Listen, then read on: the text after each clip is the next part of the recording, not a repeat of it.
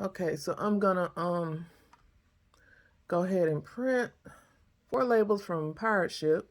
So I haven't really used this that much. Usually I use the close that down. Usually I use Shopify, but everybody's talking about, ooh, this Pirate Ship is the bomb. So I'm gonna import them over. They got this thing where they say you have to put in a certain amount for the package dimensions. So I'm gonna put in what I usually ship with. And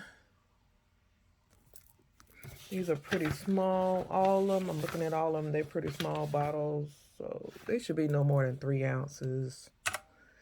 And let me get some rates. Bam is saying 0 of 4 labels. No, it's 2 of 4 labels, 50%. All these little messages coming up. Let's see. And it says I can buy. Ooh, look at that price. $3.44. Or switch to UPS for $17.74. Oh, heck no. Yeah, I want to ship these out today. And first class package. That's been working for all my customers, so they're not complaining. And it pulls out of my PayPal. So I'm gonna just buy all these labels. Yes. Buying labels.